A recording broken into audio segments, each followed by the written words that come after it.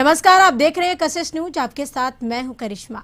खबरों की करेंगे शुरुआत। सबसे पहले बात करेंगे मानसून को देखते हुए रांची के मेयर सड़कों पर निकलकर विभिन्न वार्डों का निरीक्षण किया और कहा कि बरसात शुरू हो गई है, ऐसे में शहर वासियों को किसी तरह की समस्या ना हो, जल जमाव की स्थिति उत्पन्न ना हो। इसको लेकर लगातार विभिन्न वार्डों का निरीक्षण किया जा रहा है ताकि जो भी समस्याएं हैं उसका निराकरण जल्द से जल्द हो सके।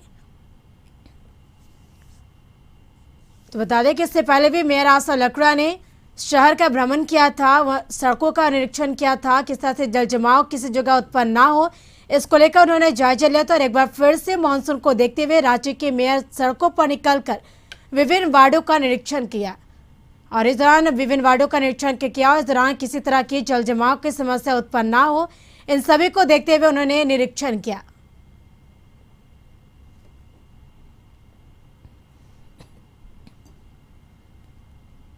और रांची नगर निगम हर बार प्रयास करती है कि बारिश से पहले नालियों का सफाई हो जाए और हमारा सफाई कर्मी सब लोग लगे हुए हैं।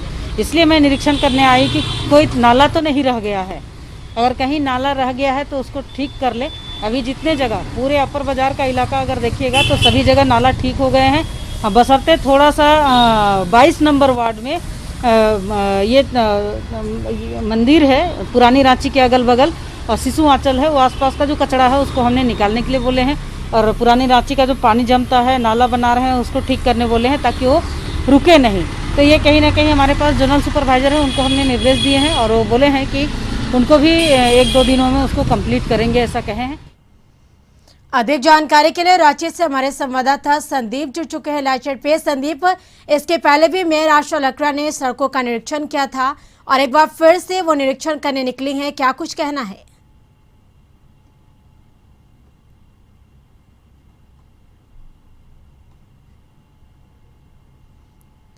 तो रांची से हमारे साथ हमारे संवाददाता संदीप जुड़े हुए हैं लाइव चैट पे। संदीप, इससे पहले भी मेयर आशा लकड़ा ने सड़कों का निरीक्षण किया था और एक बार फिर से निरीक्षण करने के लिए निकली है मेयर आशा लकड़ा। निरीक्षण के दौरान क्या कुछ बातें कही गई?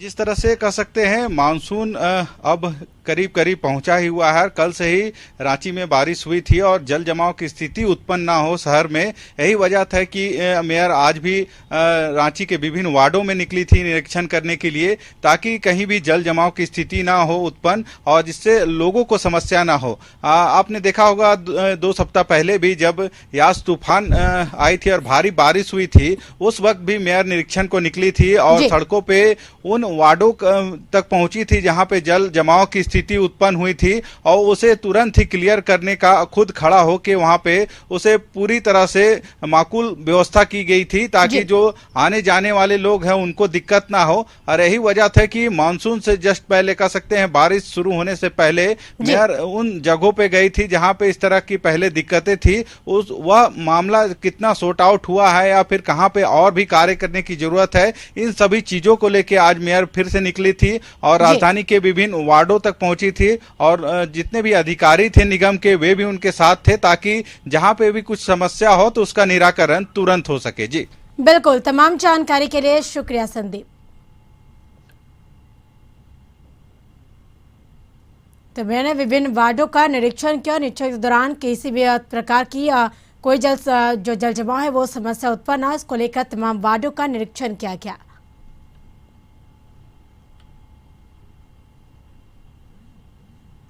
बढ़ेंगे अगली खबर की ओर। झारखंड में कोरोना का ग्राफ लगातार कम होता जा रहा है।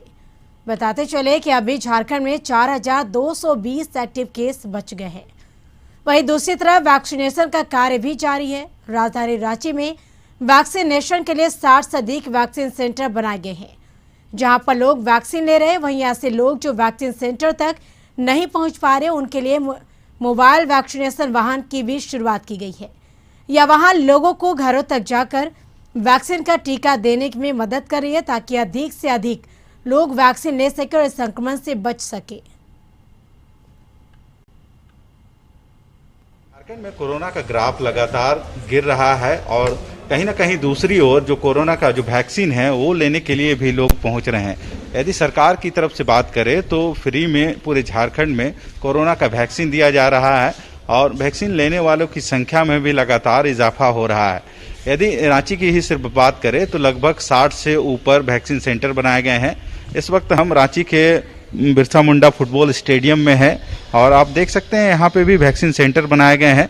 पहले यहाँ पे 3 दिनों के लिए शुरुआत की गई थी, तो शुक्रवार, शनिवार और रविवार को विशेष कैंप के लिए, पर अब यहाँ पे लगातार कैंप जारी है जहाँ पे 18 प्लस सिर्फ इसमें जो 45 प्लस हैं उनको वैक्सीन दिया जा रहा है और दोनों तरह की वैक्सीन यहाँ पे उपलब्ध है, कोवैक्सीन और कोविशील्ड।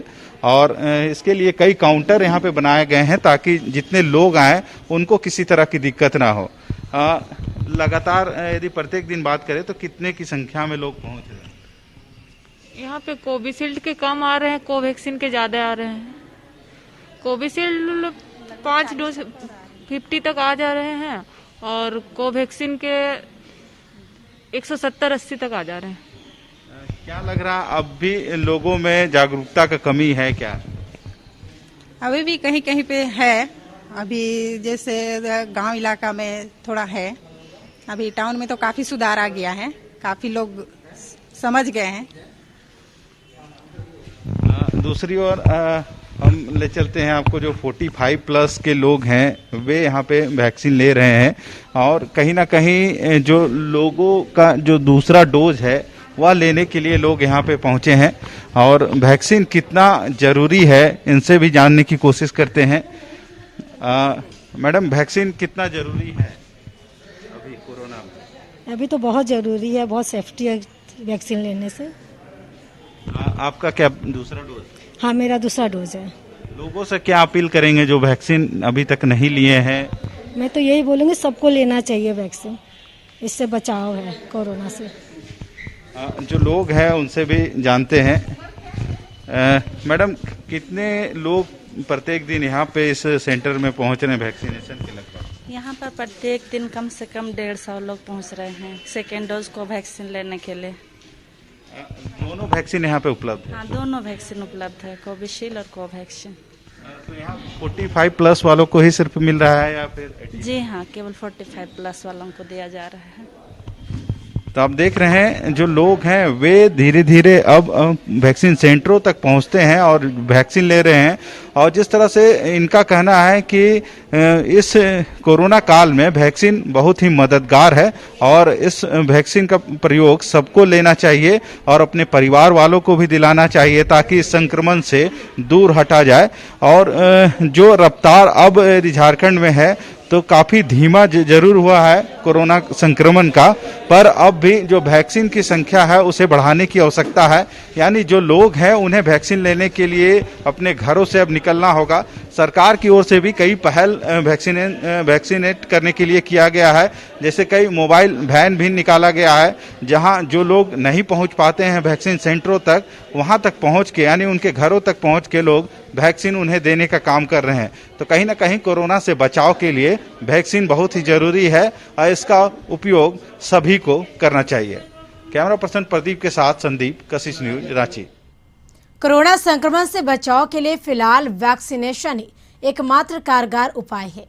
ऐसे में अधिक से अधिक लोगों को कोरोना की डोज लगाने के लिए शहरी और ग्रामीण क्षेत्रों में सरकारी अमला लगातार नए नए प्रयोग कर रहा है। मगर लोहरदगा शहरी क्षेत्र के वार्ड नंबर 19 की पार्षद अनीता अग्रवाल और उनके पति राजीव रंजन ने अपने वार्ड के लोगों को वैक्सीनेशन को लेकर नई पहल शुरू की है।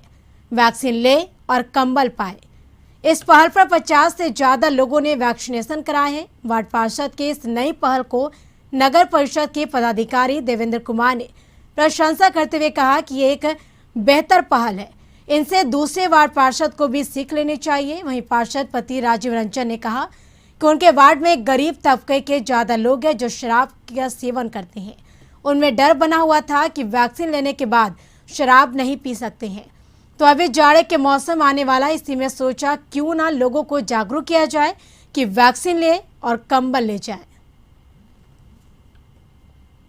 गरीब तबके के लोग हैं जो वाइन माने दारू का सेवन करते हैं, वो लोग भी डर रहे हैं कि भाई हम वैक्सीन लेंगे तो दारू कैसे पिएंगे। तो मेरे ख्याल में एक बार आया कि कुछ ऐसा चीज़ देकर प्रोत्साहित किया जाए कि ज़्यादा से ज़्यादा संख्या में आकर वैक्सीन लें महिला पुरुष। तो मैंने अच्छा ये समझा कि अभी जाड़ा भी आने वाला है, बरसात भी गिरी चुकी है मानसून, तो मैंने कम्बल देकर प्रोत्साहित करके सबको वैक्सीन देने के लिए बोला। निश्चित रूप से सराहनीय कदम है और वैक्सीनेशन को लेकर लोगों के मन में थोड़ा झिझक था। उस झिझक को तोड़ने में हम लोगों को विगत 2-3 दिनों में काफ़ी सफलता मिली है। यहाँ रुकेंगे एक छोटे से ब्रेक के लिए। ब्रेक के बाद जल्द हाजिर होंगे। लातेहार से खबर, नक्सलियों और सुरक्षा बलों के बीच मुठभेड़ हुई है। बताते चले कि मुठभेड़ में एक नक्सली के मारे जाने की भी सूचना, वहीं नक्सलियों के पास से 4 हथियार समेत कई सामान बरामद किए गए हैं। गारो थाना क्षेत्र के कुकुपीरी जंगल में यह मुठभेड़ हुई है। तो लातेहार से खबर, जहां नक्सलियों और सुरक्षा बलों के बीच मुठभेड़ हुई। गारो थाना क्षेत्र के कुकुपीरी जंगल में यह मुठभेड़ हुई है। इस मुठभेड़ में एक नक्सली के मारे जाने की भी सूचना मिली है। तो बता चले कि नक्सलियों के पास से 4 हथियार समेत कई सामान बरामद किए गए हैं। नक्सलियों और सुरक्षा बलों के बीच मुठभेड़ हुई। इस दौरान मुठभेड़ में एक नक्सली के ढेर होने की भी बातें सामने, जहां पे बता दें कि 4 हथियार समेत कई सामान बरामद किए गए हैं। गारो थाना क्षेत्र के कुकुपीरी जंगल में यह मुठभेड़ हुई है।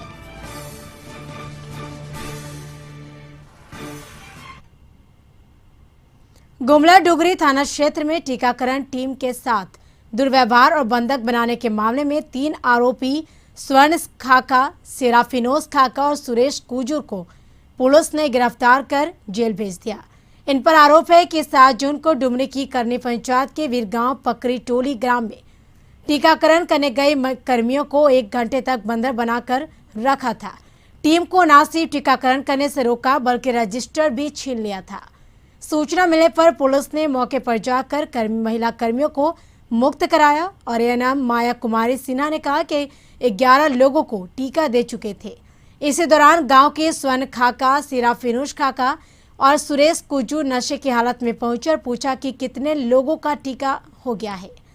इसके बाद आरोपियों ने हमारा हाथ पकड़कर कागज और रजिस्टर छीन लिया। सभी सहिया व सेविका के मुंह में मास्क भी खींच लिया। वहीं डीलर के साथ भी दुर्व्यवहार करने लगा, जिसके बाद जब हम लोग वैक्सीनेशन बंद कर वहां से आने लगे तो हम सभी को बंधक बनाकर रोक लिया गया।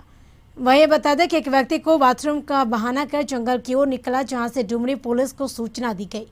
बाद में पुलिस मौके पर पहुंचकर वहां से हम सभी को छुड़ाकर बाहर निकाला। किए और 12 बजे करीब ये लोग 12:30 बजे के बीच नशे की हालत में तीनों आए। स्वर्ण खाखा और सेराफिनुस बखला और सुरेश कुजूर, ये तीनों आकर के हमने हाथ पकड़कर बोला कि कितना को वैक्सीन टीकाकरण किया। रजिस्टर को पकड़ा और मेरा हाथ भी पकड़ने लगा। हम बोले कि मेरा हाथ को छोड़ो, हम रजिस्टर दे दे रहे हैं और रिपोर्ट भी दे दे रहे हैं। इसके बाद में क्या करने लगा कि सेविका और सहिका सभी के साथ बदतमीजी करना शुरू कर दिया, दुष्व्यवहार करने लगा। पुलिस पदाधिकारी गए और उन लोग को बंधक से मुक्त कराया। उसके बाद जो है एफआईआर दर्ज करने के बाद उन लोग को गिरफ्तार किया गया 9 तारीख को और आज उन लोग को जेल भेज। बोकारो के सेक्टर 12 थाना क्षेत्र के बिरसा बसा निवासी एक युवक ने फांसी लगाकर खुदकुशी कर ली। घटना की सूचना पाकर पुलिस मौके पर पहुंची और शव को कब्जे में लेकर पोस्टमार्टम के लिए भेज दिया। पुलिस के मुताबिक उसके पिता कमरे में लकड़ी लेने गए तो दरवाजा नहीं खोला। जब अधिक देर तक किवाड़ नहीं खोला तो परिजनों ने नहाने और खाने के लिए उसे जगाना शुरू किया। जब कोई सुबुगाहट नहीं मिला तो कमरे की सीटा तोड़कर परिजन घर में घुसे तो वह केबल तार के सहारे लटका हुआ था, जिसके बाद परिजनों ने उसे उतारकर घटना की सूचना पुलिस को दी। फिलहाल पुलिस पूरे मामले की जांच में जुटी है। हम ड्यूटी से आए, उसके बाद घर में जैसे घुसे थोड़ा देर के बाद वो भी आया, वो भी ड्यूटी गया था। तो उसका माँ बोला कि घर घुसा था, खाने ही उन्हें लिया था। घटना बिरसा बसा सेक्टर 12 थाना अंतर्गत है। उसी में एक लड़का है तुलसी पात्रो नाम का, वो आत्महत्या किया हुआ है। घटना के बाद जब हम लोगों को खबर आया तो हम लोग गए तो देखे कि केबल वायर जो होता है डिस्क वाला, उसी से वो अपना कॉर्केट सीट का मकान है उसके पाइप में लगा के अपना आत्महत्या करने का बताया जा रहा है। और वो किसी तरह का अभी कुछ हम लोग बता नहीं सकते हैं।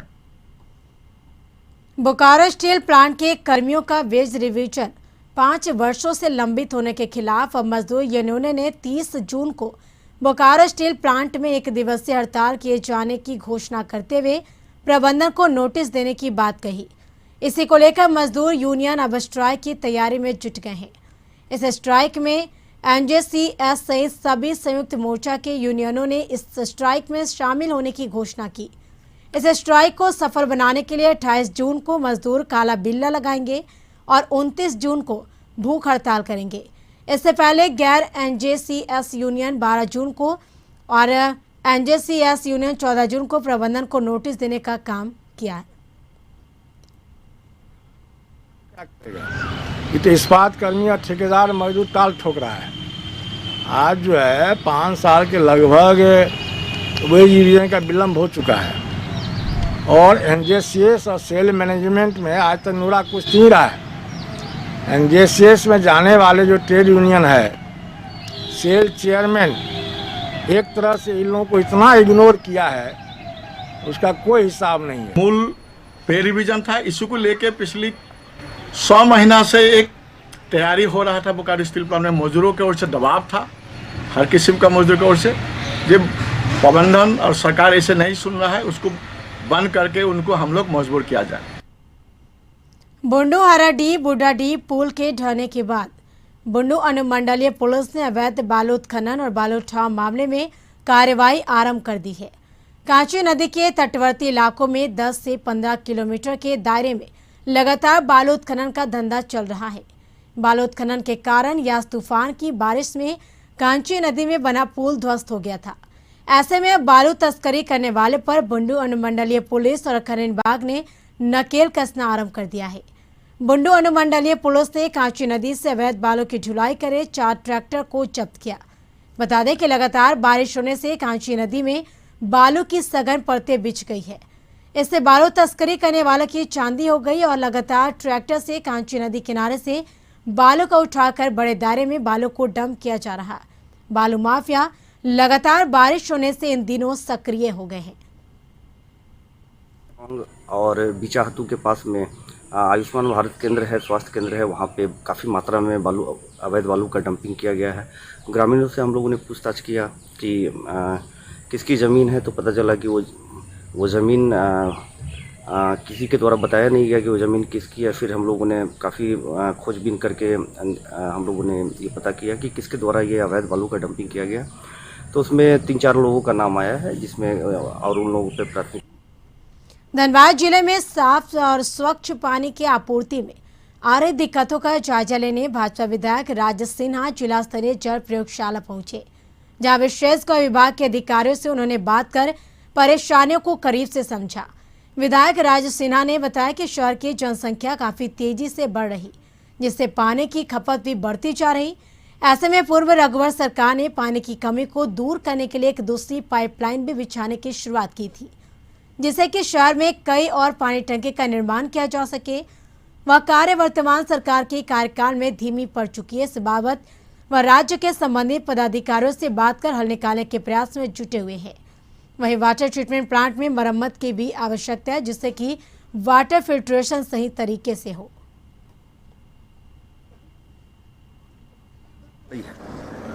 जो फिल्टर्ड पानी जो है, फिल्टर्ड पानी खास करके जो वहाँ से जो उसमें जो फिल्टर का जो चार बना हुआ है, फिल्टर बेड 4 बना हुआ है ब्लॉक, जिसमें फिल्टर बेड लगा हुआ है, पत्थर है, सैंड है, इस प्रकार के और भी कुछ उसमें केमिकल भी हो सकता हो। तो वो सब जो है वो सारा फिल्टर बेड ख़त्म हो गया है, केवल बालू बचा है उसमें। तो उसको तैयार करना बहुत ज़रूरी है। इसके अलावा पंप हाउस से लीकेज हो रहा है काफ़ी पानी, और जो फिल्टर वाटर जो है जहाँ जमा हो रहा है, जो बेड है वहाँ से काफ़ी लीकेज है, और लगभग 5 लाख लीटर पानी डेली जो है वो बर्बाद हो रहा है लीकेज के चलते। वो खेत में बाहर पहुँच जा रहा है, उसका कोई उपयोगिता नहीं है। वो सरयू राय की पार्टी भारतीय जनतंत्र मोर्चा का प्रदेश महासचिव रमेश पांडे को बनाए जाने पर धनबाद के विभिन्न जगहों पर रमेश पांडे का भव्य स्वागत किया गया। इस दौरान धनबाद रेलवे स्टेशन के बाहर भी ऑटो संघ के द्वारा पटाखे छोड़े गए और साथ ही फूल मालाओं से भव्य स्वागत किया गया। इस दौरान रमेश पांडे ने सरयू राय और केंद्रीय समिति का धन्यवाद देते हुए कहा कि पार्टी झारखंड में बेहतर कार्य कर रही है, साथ ही आगामी निकाय चुनाव में अपने प्रत्याशी को उतारने का काम करेगी। पहले तो बहुत बहुत धन्यवाद दूंगा जो हम पार्टी के मुखिया हैं माननीय सरजू राय जी और हमारे केंद्र अध्यक्ष जी, जिन्होंने हम पे भरोसा किया और भरोसा पे कायम रखने के लिए प्रयास करूंगा कि भरोसा पे कायम रहूं और जनहित में कार्य करूं। और यहाँ पे जो भी भाई बंधु जो भी हैं सभी को बहुत बहुत धन्यवाद। इसी तरह अपना प्यार कुलांचल में देते रहें। ये जो है पूरी तरह से पंचायत चुनाव, नगर निगम चुनाव लड़ेगी और निश्चित तौर पर लड़ेगी और बहुत अच्छा रिजल्ट लाएगी। लोगों के खेतों तक पानी पहुंचाने के लिए खर्च किए गए करोड़ों रुपए की राशि पानी में बह गए। देवघर से जामताड़ा जिले के जामताड़ा नाला कुंडित प्रखंड क्षेत्र के 40,000 किसानों के 26,000 हेक्टेयर भूमि तक सिंचाई सुविधा पहुंचाने के लिए करोड़ रुपए खर्च हुए। अजय मुख्य नहर से वितरण प्रणाली के माध्यम से किसानों के खेतों तक सिंचाई के लिए पानी छोड़ने का ट्रायल भी किया गया है, लेकिन अभी तक अधिकांश खेतों में पानी नहीं पहुंचा है। किसानों का कहना है कि शाखा नहर से किसानों के खेत तक पानी पहुंचाने के लिए जो कार्य किया गया है उसकी ऊंचाई नहर की अपेक्षा काफी ज्यादा है, जिस कारण खेत तक पानी नहीं पहुंच पाता है। इसका असर रबी तथा खरीफ की खेती पर पड़ता है और किसानों को बरसाती पानी पर भी आश्रित होना पड़ रहा है। बता दें कि संयुक्त बिहार में 1975 में केवल बताते चले कि इस तरीके से अब तक अजय बराज से किसानों को लाभ नहीं मिल पा रहा है।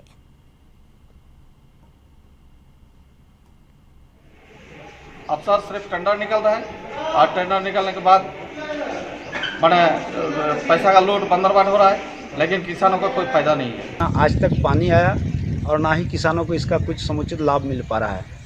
इसका कारण यह है कि विभागीय पदाधिकारी के उदासीन रवैये और सरकार की उपेक्षा का दंश झेलता हुआ यह नहर आज भी गिरा हुआ है, जो कि मेन कैनाल से पानी चलता है, लेकिन पानी नीचे लेवल से जाता है और इसका जो मुंह बना हुआ है जो लेवल का वो हाइट में है, इसीलिए ये उपेक्षा का दंश आज भी झेलता हुआ। इसी के साथ इस बुलेटिन में फिलहाल इतना ही। आप बने रहिए कशिश न्यूज के साथ। नमस्कार।